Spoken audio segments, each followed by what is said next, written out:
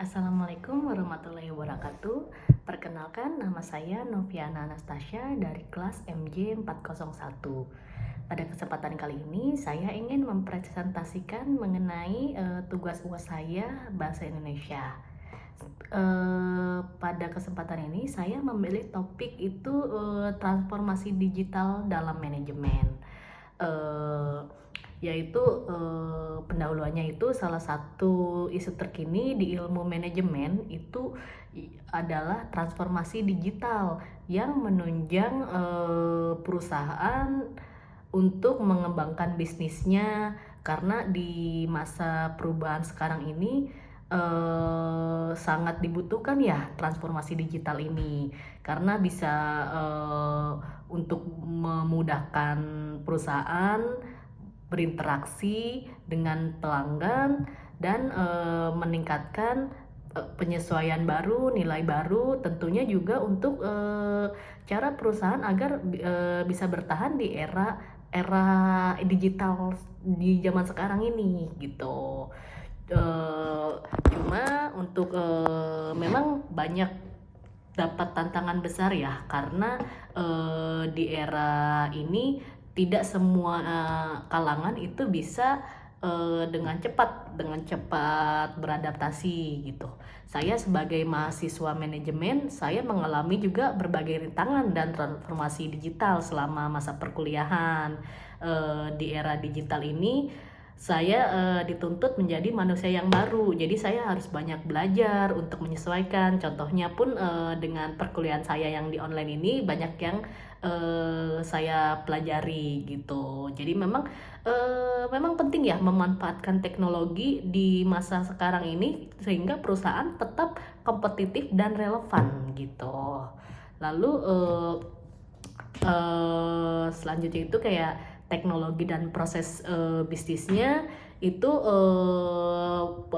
apa tuh namanya, dengan transformasi digital ini tentunya meningkatkan efisiensi ya, karena dengan banyaknya digital zaman sekarang bisa diakses dimanapun dan memudahkan kepada para pelanggan, itu jauh lebih efisien dibanding di zaman dulu yang tanpa digital gitu. Saya sebelum menerapkan ERP ini menghadapi tantangan seperti duplikasi data dan kesulitan dalam perencanaan gitu. Setelah mengimplementasikan ERP atau Enterprise Resource Planning sistemnya, itu salah satu contoh teknologi fungsi bisnis dalam satu platform. Saya sebagai mahasiswa menganalisis penerapan ERP ini sungguh sangat membantu. Sekarang saya lebih mudah dalam menyimpan data atau apa namanya, menyimpan pekerjaan-pekerjaan lama saya gitu. Itu cukup membantu ya. Cuma memang agak kesulitannya itu dalam pelatihan atau penyesuaian dalam penggunaannya gitu. Tentunya selain itu juga ada perubahan budaya dan kepemimpinan. Karena kan di era digital ini tentu saja itu akan mempengaruhi kolaborasi antar rekan, antar tim gitu. Itu akan membentuk sebagian orang yang memproses dengan cepat, sebagian orang juga yang agak kurang menerima untuk perubahan semacam ini. Tapi mau nggak mau kita harus berada di sisi yang harus menerima, karena kalau kita nggak menerima perubahan digital ini, kita akan tergilas oleh waktu, lama-lama kita akan tertinggal gitu.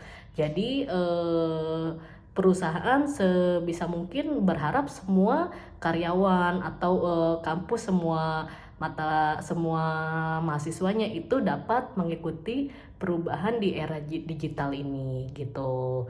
Jadi kalau misalkan contohnya dampak positif terhadap pelanggan, itu pelanggan akan lebih banyak itu contohnya bisa gampang berinteraksi dengan perusahaan, terus untuk mengakses data dan untuk mengecek apapun itu yang berhubungan dengan perusahaan, itu pelanggan akan lebih mudah. Sehingga jika jika pelanggan diberikan akses yang sangat mudah untuk mengecek atau membeli atau apapun itu akan membuat perusahaan mendapatkan lebih banyak pelanggan lagi gitu. Jadi sistem itu sungguh sangat penting ya.